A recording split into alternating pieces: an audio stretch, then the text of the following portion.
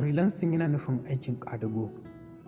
wato aiki ne wanda kamar da yadda ake yin aikin ƙwadago a zahiri a leburanci ne, aiki ne wanda za ka yi a biya ka, rubutu ne da makamantansu.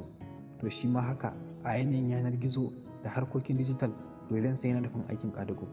Aiki ne wanda yake buƙatar ka samu ƙwarewa da za ka yi amfani da iliminka da basirarka da baiwarka da ƙwarewarka da lokacinka da ƙarfinka domin ka tabbatar da cewa ka yi wanda yake aiki, wanda yake so ka masa aikin, wato client ɗinka ka masa aikin da yake buƙata, sannan shi kuma ya biya ka.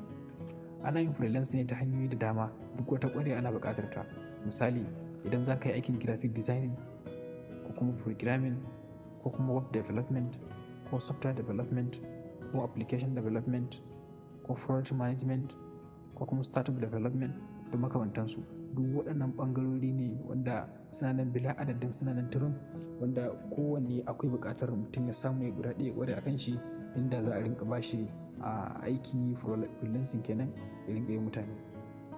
Don haka akwai wuraren da ake zuwa ake neman irin waɗannan ayyukan, wasu ma daga ciki ma sai dai a rinka tallata su a social media, amma akwai wuraren da ake neman freelancing akwai irin su freelancer, akwai irin su Fiverr da Flapper da makamantansu. Waɗannan shafuka ne wanda suka shafi ƙasar waje, amma a gida Najeriya sai dai mutane su riga tallata irin skills ɗinsu a social media, inda za su ga mutane za su ɗauke su aiki idan suna buƙatar services ɗinsu. Don haka freelancing aikin ƙwadago ne da yake buƙatar cewa idan ka ƙware a wani ƙwarewa guda ɗaya, ka ƙware a wani skill guda ɗaya ko kuma makamantansu da yawa ko yaya nema, to za a neme ka aiki, ka yi aiki kuma a biya ka. Wani shine abin da freelancing yake